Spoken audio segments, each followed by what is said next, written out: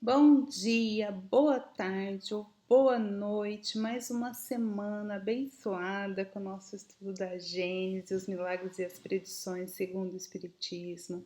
Estamos aqui no estudo dessa quinta obra básica da codificação espírita feita por Allan Kardec.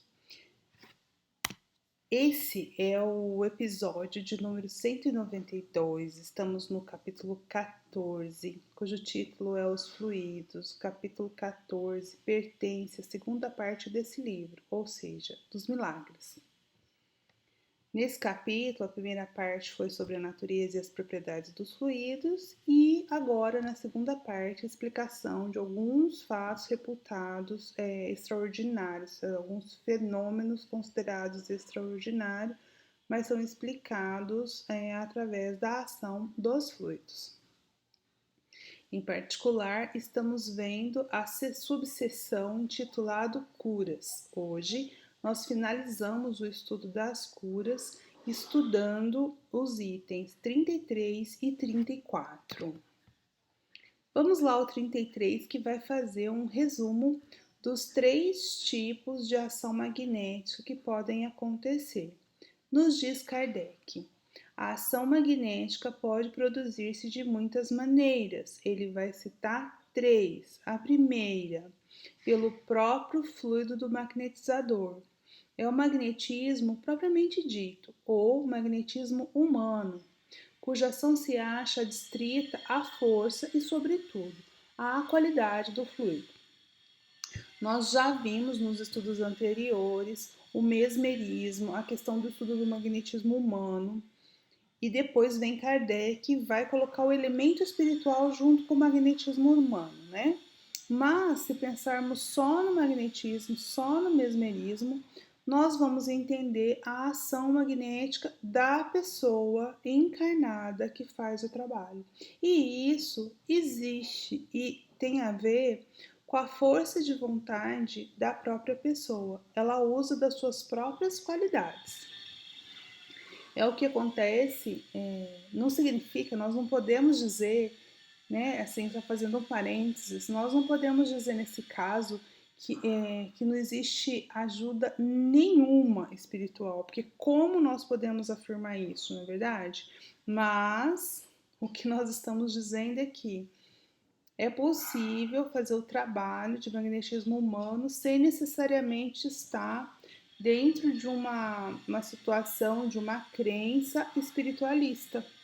É o caso, por exemplo, do reiki, né, da imposição de mãos que é aceita nos hospitais ingleses, que considera-se, segundo a crença própria, isenta de ação espiritual. Mas aqui eu faço um parênteses para nós, não significa que não existe. Por quê?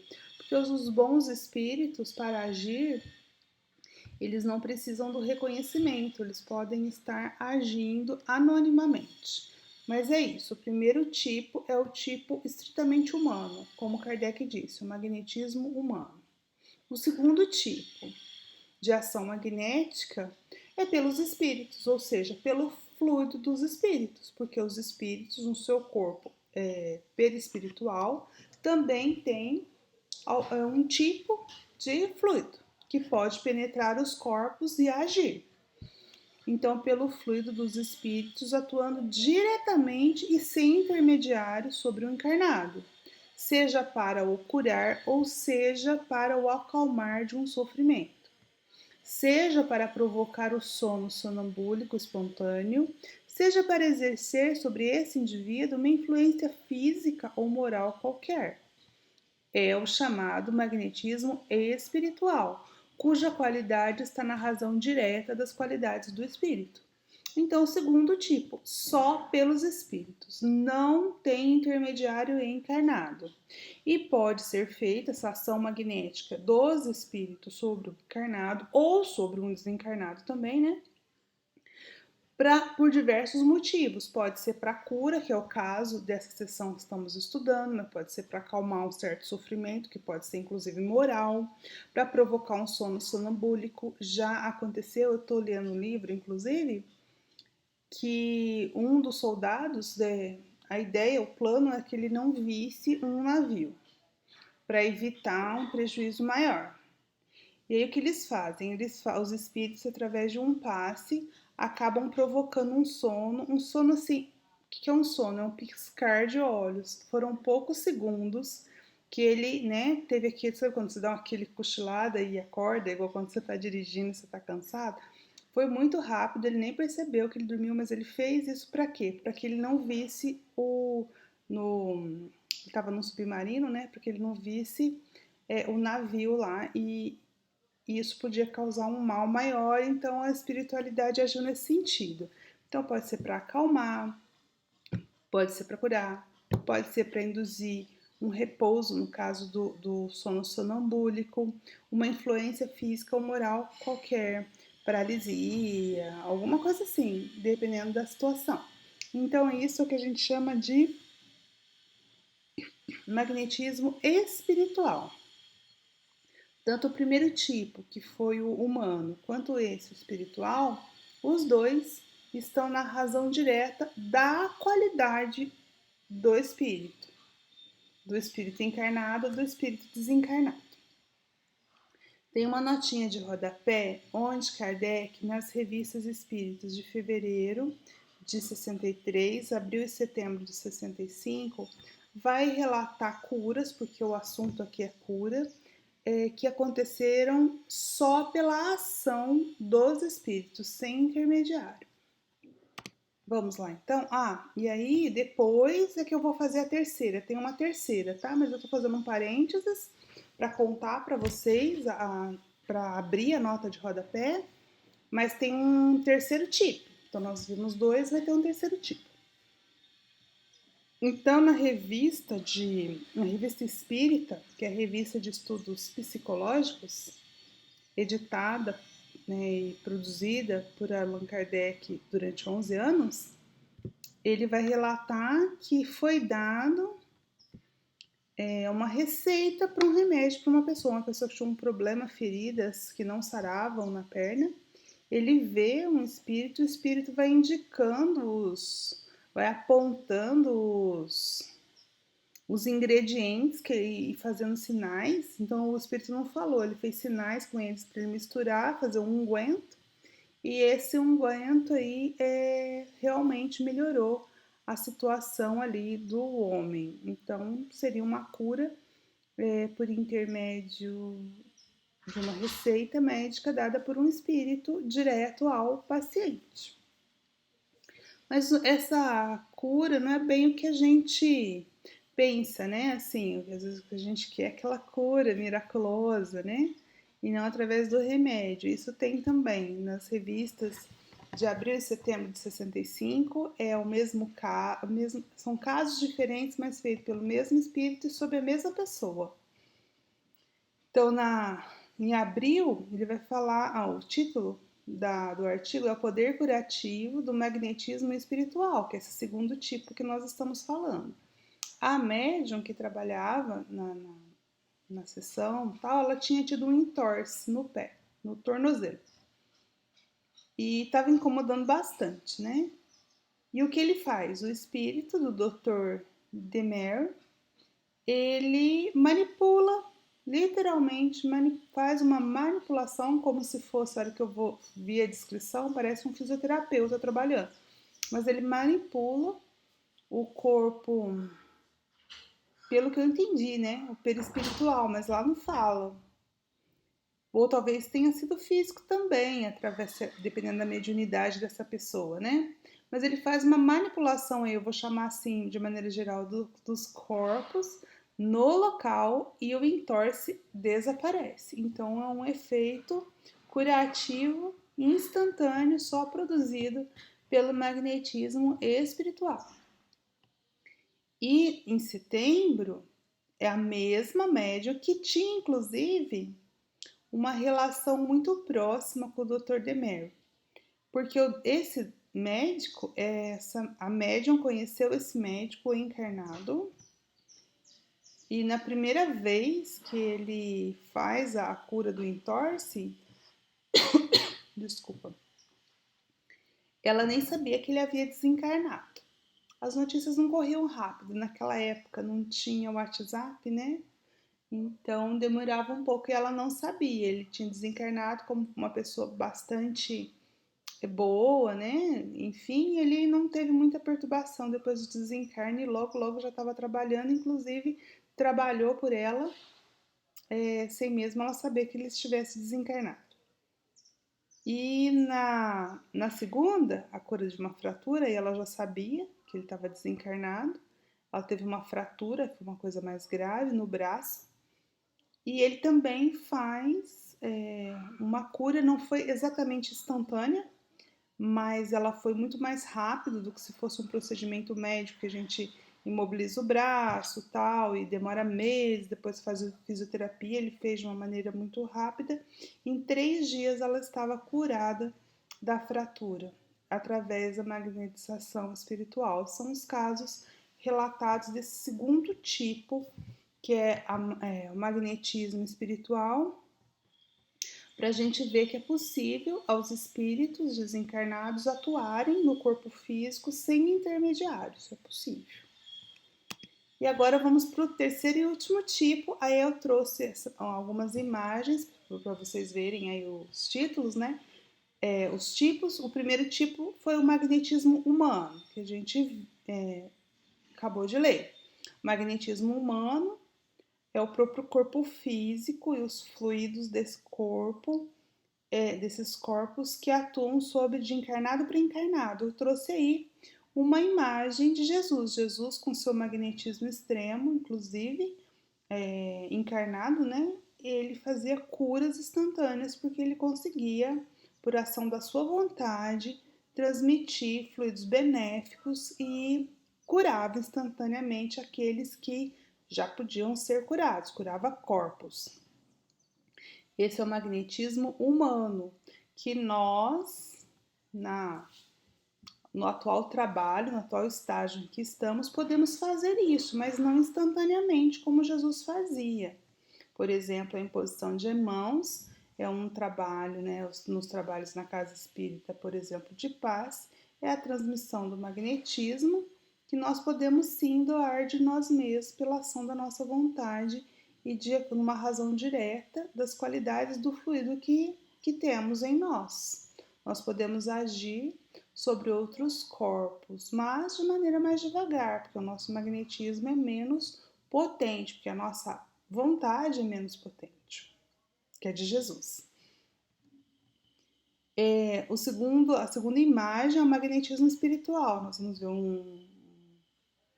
uma pessoa, um desencarnado, agindo sobre um homem encarnado que está num bar, enfim, sofrendo de distúrbios, e ele dando passe nesse espírito diretamente, sem a ação de um intermediário encarnado, e transmitindo fluidos salutares para que ele possa melhorar a situação na qual ele se encontra. E a última imagem, nós vamos ver a pessoa recebendo o passe de um encarnado, mas o encarnado, por sua vez, sendo o intermediário de um espírito que encontra-se desencarnado. Esse é o terceiro que nós vamos ler agora, que é o magnetismo misto, ou seja, humano espiritual. Então, terceiro tipo, pelos fluidos que os espíritos derramam sobre o magnetizador, que serve de veículo para esse derramamento, é o magnetismo misto, semi-espiritual, ou se preferirem, humano-espiritual. Combinado com o fluido humano, o fluido espiritual lhe imprime qualidades de que ele carece.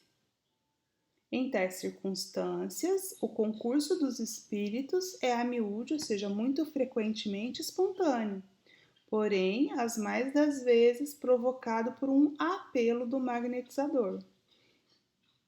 No frigir dos ovos, o magnetismo humano-espiritual é o que acontece nos trabalhos de passe na casa espírita, porque os trabalhos de passe eles são feitos dessa forma. A qualidade do fluido do magnetizador pode não ter aquela qualidade toda, né? Porque todos somos imperfeitos, temos nossas questões a resolver. E ali na câmara de passe, preparado para aquele ambiente, os espíritos então desencarnados, que também são magnetizadores, eles trabalham para imprimir certas qualidades que o fluido humano não tem. Então, potencializam o trabalho do humano. Por isso, esse é o magnetismo misto ou humano espiritual. Na questão 427 do Livro dos Espíritos, Kardec questiona os espíritos o seguinte: de que natureza é o agente que se chama fluido magnético? Os espíritos lhe respondem: fluido vital, eletricidade animalizada, que são eles mesmos modificações do fluido universal. Então, fecha essa questão. Então, está esclarecido que existe esse fluido magnético, que esse fluido magnético ele pode ter uma ação sobre outros corpos, uma influência sobre outros corpos que vai produzir aquilo que a gente chama de curas, mas pode também produzir doenças, né, dependendo da qualidade que ele imprime, da vontade do magnetizador, a gente já falou isso, né, agindo para o bem ou para o mal, aqui estamos entendendo que seja para o bem. E esse fluido magnético é o que chamamos de fluido vital, que os espíritos comparam com a ação elétrica, como se fosse uma eletricidade animalizada. E ele, na verdade, é uma das modificações do fluido universal. Bem, agora no item 34, que vai ser o último que nós vamos ver hoje e que vai encerrar a questão do estudo sobre as curas, Kardec vai dizer que é muito comum a faculdade de curar pela influência fluídica e pode desenvolver-se por meio do exercício. Então, ele não está falando que é uma coisa esporádica, que é comum a gente ver essas questões aparecendo aí ao longo da história da humanidade, né? Essa faculdade de curar. E como é que dá esse processo de cura? Agora, com o estudo do fluido, da ação magnética, nós conseguimos entender que essa faculdade de curar, ela se dá pela influência fluídica dos corpos, seja no processo somente humano, somente espiritual ou humano espiritual, que é o mais comum. E aí, muitas vezes, essas curas a gente chama de, né, quando essas coisas se dão, a gente chama de milagres, como se estivesse fora da lei da natureza, e chamamos a pessoa que realiza tais eventos de paranormal. O que é paranormal? Paranormal é o que está fora do normal e que não pode ser explicado cientificamente. Mas muitas vezes não é explicado cientificamente, por quê? Porque não se busca a razão, a estudar o que gerou aquilo. E no caso é o que o Espiritismo está se propondo quando Kardec reserva esse capítulo para que estudemos os fluidos, a ação dos fluidos.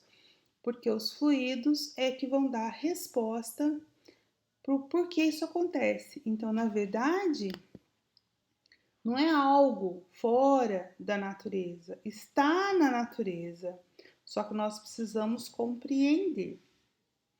Aí ele vai continuar. Então, quer dizer que essa faculdade ela pode ser desenvolvida, pode ser melhorada por meio do exercício, da prática.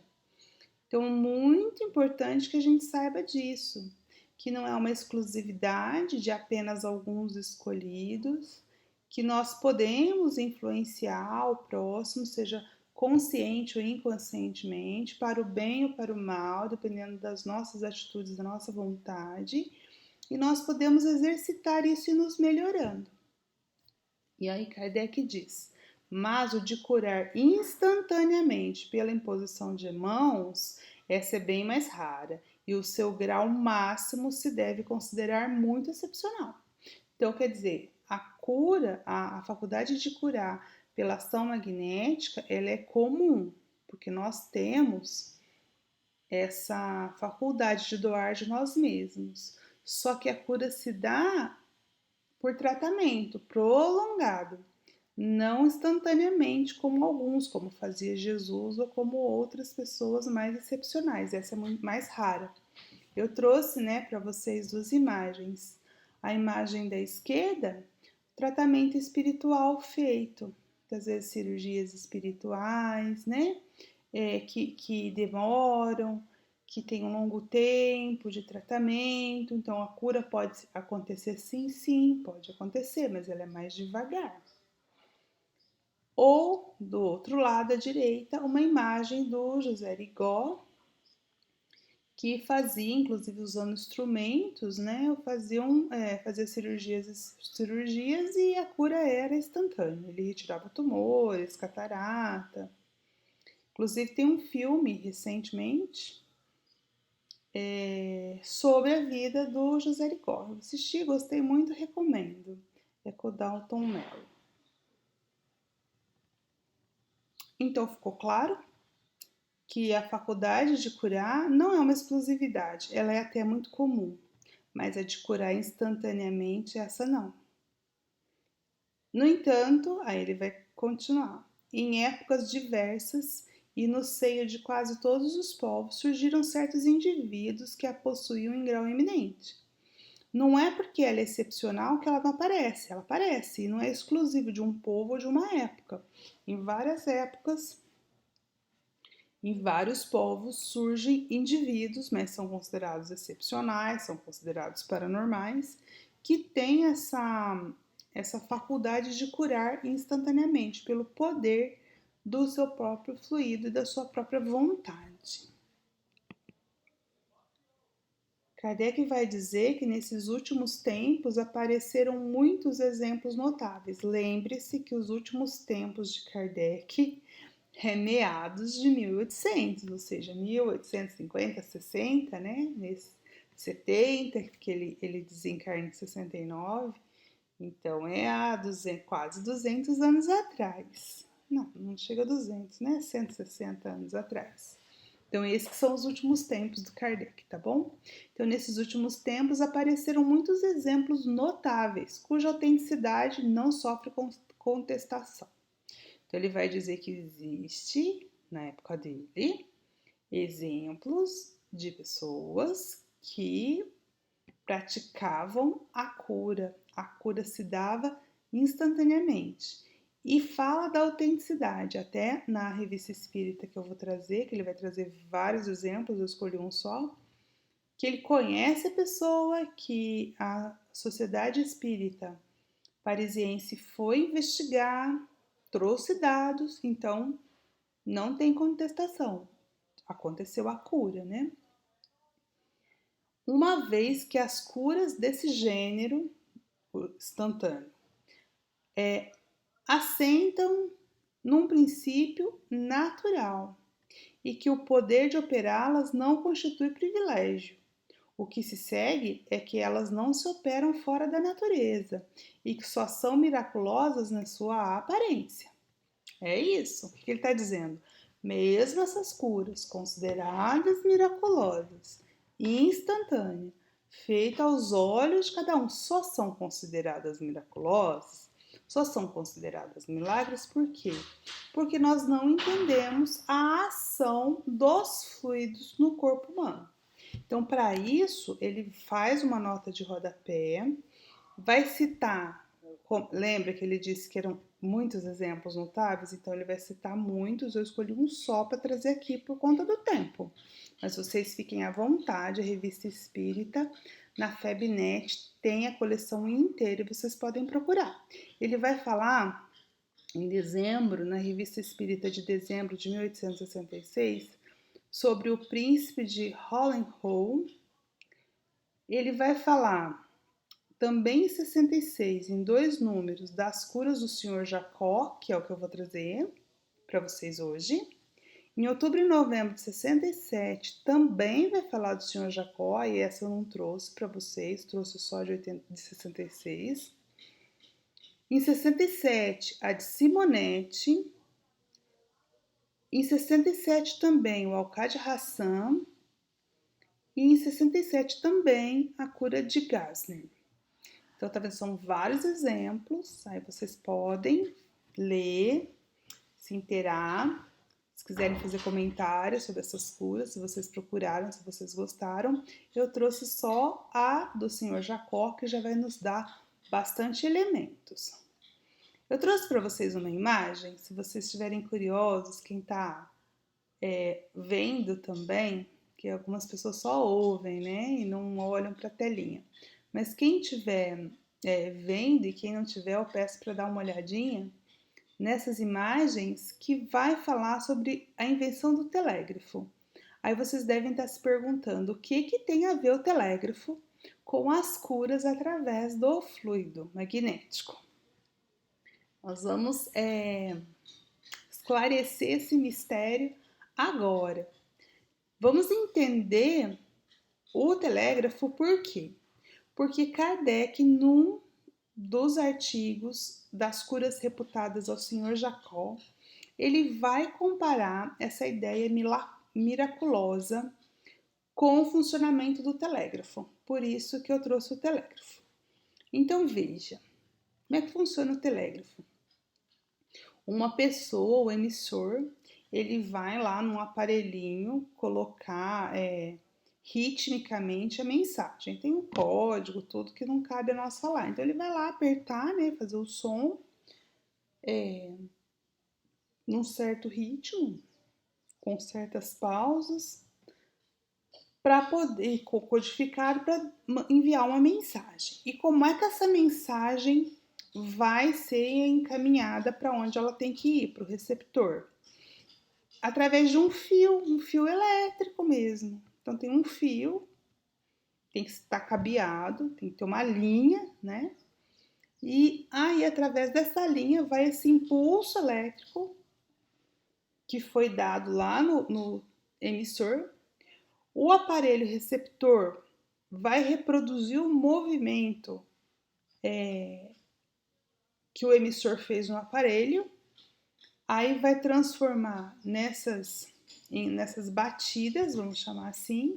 Essas batidas têm que ser decodificadas, então tem do código, que é o código Morse, não sei se vocês já ouviram falar. E aí, através, aí se decodifica a mensagem e no final, nos últimos aparelhinhos aí da evolução do telégrafo, tem até um papelzinho que escreve a mensagem, uma impressora. Só para vocês terem uma ideia, a evolução, a ideia do telégrafo, ela foi evoluindo de um aparelho muito simples até esse aparelho que eu estou explicando para vocês, depois ele evoluiu mais. A evolução do telégrafo é o nosso aparelho de televisão, só para vocês terem uma ideia do que é. Então agora esses impulsos da emissora, elas vão se converter, ao invés de uma mensagem de texto num papel, elas se convertem em imagem e som. Bem, agora que a gente entendeu o telégrafo, né? O que isso tem a ver com o fluido? Se uma pessoa está na América e se comunica com a França, vamos supor, lá na época do Kardec, em 1850, manda uma mensagem. Tem uma linha por debaixo do mar, né? Vamos colocar assim. Então, fez uma linha que liga a América e a Europa, passando pelo Oceano Atlântico, passando por baixo da Terra e liga. Então, tem que ter a linha. E a transmissão elétrica tem que se dar. Então, se uma mensagem que sai da América e é recebida na Europa instantaneamente, porque é quase que instantaneamente, se a pessoa não entende de eletricidade, vamos pensar um camponês, né? Uma pessoa que não entende de eletricidade, não sabe que existe aquele fio, porque aquele fio está enterrado. O que ela vai achar disso quando ela comprovar a veracidade que a mensagem que foi emitida lá na América chegou na Europa, certo? O que ela vai dizer? Que isso é um milagre ou é coisa do demônio. É ou não é? Mas assim, é um milagre o telégrafo, a mensagem ir instantaneamente? Não, não é milagre. É conhecimento da eletricidade, das propriedades vou chamar assim para a gente entender, do fluido elétrico. Então, o que pode ser a questão das curas instantâneas reputadas como, que pode ser não, o que é? As curas instantâneas reputadas como milagres. Só são milagres porque as pessoas não entendem as propriedades e o funcionamento do fluido vital, do fluido magnético, como queiram chamar. Então não é milagre, está nas leis da natureza, nós só não sabemos manipulá-las porque não estudamos. E qual é o objetivo do Espiritismo? Justamente estudar as qualidades, a natureza e as qualidades desse fluido, para que nós possamos, através do exercício e da prática, ser úteis aos nossos irmãos em sofrimento, produzir curas, se não curas, porque talvez não esteja nas nossas mãos curar certas moléstias ou não temos a qualidade suficiente para produzir a cura, que seja um alívio do seu sofrimento, que já é muita coisa, vocês não acham? Comentem aqui nesse vídeo. Inclusive, nós estamos caminhando para o final. Não esqueçam de curtir o vídeo, de compartilhar com alguém que você acha que pode se interessar por esse conteúdo. Isso ajuda muito o nosso canal crescer e esse estudo chegar a outras pessoas. Então, para finalizar, vamos ver então o que diz o codificador na Revista Espírita de outubro de 1866, onde ele vai falar das curas feitas pelo Senhor Jacó. O título do artigo é O Zuavo Curador do Campo de Chalons. Zuavo, para quem não sabe, eu confesso que eu também não sabia, fui pesquisar.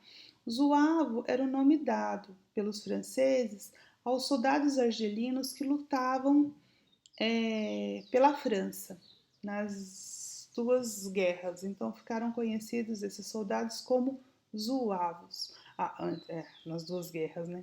Lutaram sim também nas guerras, mas na época de Kardec não tinha acontecido nem a Primeira nem a Segunda Guerra Mundial.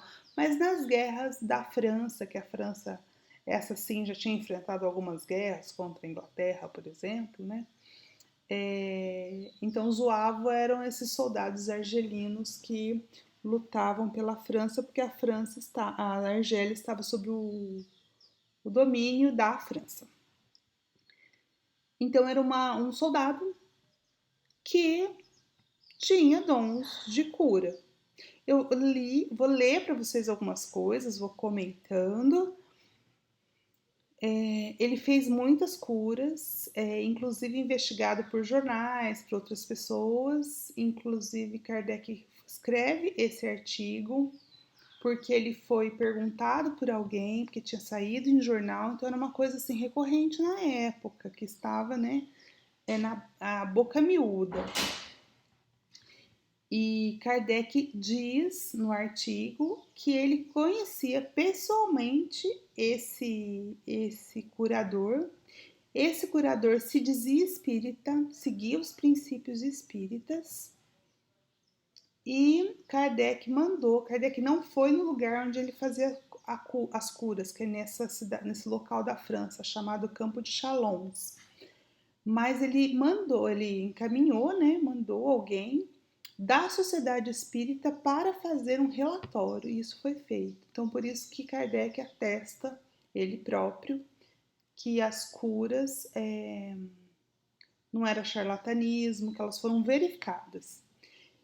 Então, o que diz? Numerosos comboios de doentes se dirigiam a Chalons, à procura do curador, como se dá até hoje. É só ter notícia de que alguém faz cura, filas e filas de pessoas se formam. Aí o relator vai dizer que estima-se cerca de 4.000 pessoas já tinham passado, né, pelo tratamento do curador, e tem uma estimativa de que 1/4 das pessoas foram de fato curadas de seus males, se livraram de seus males, e 3/4 foram aliviados. Então a cura não era para todos, como não foi também com Jesus, né? Porque se a pessoa não pode ser curada, ela não vai ser, se ela ainda tem algo a aprender com aquela doença e tudo mais. Na Bíblia, né, nos relatos evangélicos, nós vemos os casos que tiveram sucessos, né, os que foram curados.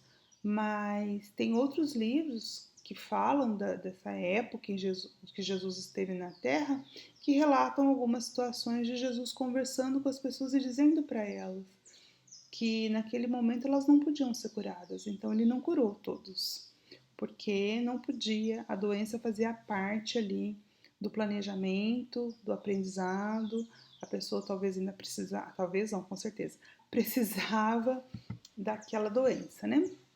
Ela podia se comprometer ainda mais se ela fosse curada. Então a doença tinha um propósito. E é o caso aqui, então faz sentido se um quarto das pessoas que o procuravam foram curados, os outros não. O senhor Jacó aí vai descrever o relator como é que se processava a sessão de atendimento.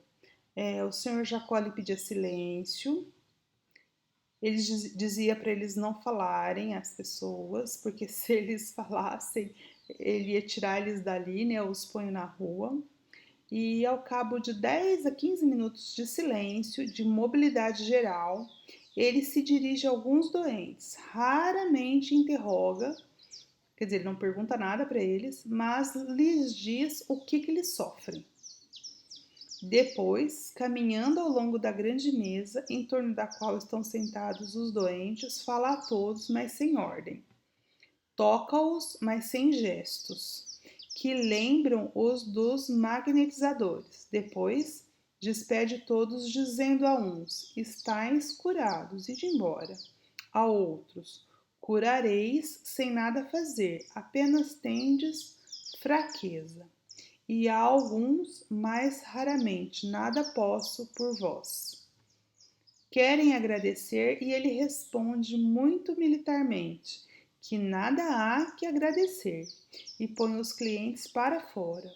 Às vezes lhes diz: é a providência que deveis dirigir os vossos agradecimentos. Tá vendo? Nem agradecimento ele aceitava. Então tá aí a descrição de um médico curador que curava em parte e ele atestando que para alguns ele não tinha nada o que fazer. Ainda continuando, só para poder vocês não ficarem curiosos, né? Tem algumas curas, porque algumas curas ele fazia como um caso de um homem de 50 anos que tinha vômitos, tinha um problema muito sério no estômago. Hoje a gente pode classificar isso como uma gastrite crônica. E ele foi curado instantaneamente. Inclusive, depois da cura, o curador ainda o chama para fazer uma refeição com ele. Só que esse tipo de cura não chama atenção, porque é uma cura interna, né? Ele curou ali o estômago, né? Uma cura interna. E que dizer dessas curas mais miraculosas de paralíticos, né? Então, a primeira cura, eu trouxe para vocês, a primeira cura do senhor Jacó foi uma menina, porque ele estava numa praça, estava tendo uma festividade lá, e essa menina estava numa cadeira de rodas, ele não chama nem cadeira de rodas, que acho que nem existia na época, um carrinho, empurrado pelos pais, e ela usava um aparelho nas pernas. E ele chega e pergunta, né, se ela anda, o que ela tinha, se ela estava doente. Aí eles falam, não, tem 2 anos que ela não anda e ela usa esse aparelho ortopédico nas pernas. Aí ele diz para os pais tirar o aparelho, porque ela não precisava mais dele. Os pais, hesitantes, fizeram isso e a menina simplesmente andou. Então, isso foi o primeiro caso de cura do zoavo do campo de Chalons. E Kardec encerra o artigo dizendo o seguinte: que aí está, no fluido, né, todo o segredo das curas mediúnicas. Ou melhor, não há segredo, pois o Espiritismo só tem segredos para os que não se dão ao trabalho de o estudar. Essas curas têm muito simplesmente por princípio uma ação fluídica dirigida pelo pensamento e pela vontade, em vez de o ser por um fio metálico. Olha aqui ele fazendo a comparação com o telégrafo. Então, o que liga o fluido de uma pessoa a outra não é um fio metálico, mas é o pensamento e a vontade. E o pensamento e a vontade pode ser transmitir fluidos salutares e trocar moléculas malsãs por moléculas sãs e dar-se assim a cura. Uma reflexão final sobre curas que eu queria compartilhar com vocês, para que a gente possa começar a trabalhar mais conscientemente sobre o poder que exercemos uns nos outros, porque exercemos influência uns nos outros, mas estamos sempre no campo da inconsciência. O estudo nos ajuda a trazer isso para a nossa consciência, para que possamos usar da nossa boa vontade no auxílio daquele que mais necessita. Estamos todos nós o tempo todo numa constante troca de energia, que se dá através de ondas eletromagnéticas. E essas ondas são constituídas de fótons. Para quem não lembra, fótons são aqueles elementos da luz, né? As partículas de luz. Então, essas ondas são constituídas de fótons, que atuam sobre as partículas do ambiente e dos corpos. Tendo o pensamento como o veículo, ou seja, o pensamento é o fio, ok? Tendo o pensamento como o veículo que determina a sua ação, podendo ser benéfica ou maléfica, conforme a fonte que o irradia. Que possamos ser emissores somente de luz benéfica em favor dos nossos semelhantes. Agradeço a atenção, espero que tenha sido bom para vocês. Grande beijo, até semana que vem.